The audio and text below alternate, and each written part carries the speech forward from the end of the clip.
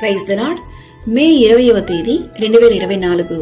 ఈరోజు దేవుని వాక్యము, యెహోవా తన ప్రజలను ఎడబాయువాడు కాడు, తన స్వాస్థ్యమును విడనాడువాడు కాడు.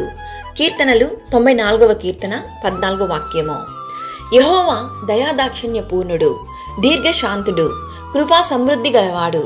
ఆయన ఎల్లప్పుడూ వాద్యమాడువాడు కాడు. ఆయన దిక్కులేని దరిద్రుల ప్రార్థన నిరాకరింపక వారి ప్రార్థన వైపు తిరిగి ఉన్నాడు. మన దేవుడైన యెహోవా పరిశుద్ధుడు. మన దేవుడైన యెహోవాను గణపరచుడి. యెహోవా యందు నమ్మిక ఉంచువారు కదలక నిత్యము నిలుచు సియోను కొండవలె నొందురు. ఈరోజు ఈ వాక్యం వింటున్న ప్రియ సహోదరి సహోదరులారా, అనేక సమస్యలు, వేదనలు, కలతతో కృంగి ఉన్నావా?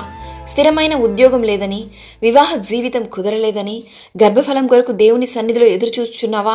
అనారోగ్య సమస్యతో స్వస్థత పొందుకోలేక దిగులుతో వేదన చెందుతున్నావా? ఆర్థిక ఇబ్బందులతో సతమతమవుచున్నావా?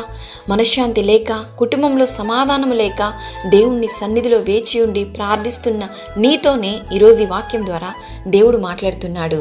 నీ కన్నీటి ప్రార్థనను దేవుడి దినాన ఆలకించి నీవు ఎదురు చూసే ప్రతి దీవెనలను నీకు అనుగ్రహించును. యెహోవా తన ప్రజలను ఎడబాయువాడు కాడు, తన స్వాస్థ్యమును విడనాడువాడు కాడు. మనుషులు చేయి విడిచినను యేసయ్యను నమ్మిన బిడ్డలను ఎప్పటికీ ఆయన చేయి విడువడు. దేవుని సన్నిధిలో మీరు చేయు కన్నీటి ప్రార్థన ఎప్పటికీ వృధా కాదు. దేవుడు మిమ్మల్ని ఆశీర్వదించి దీవించునుగాక. ఆమేన్. God bless you.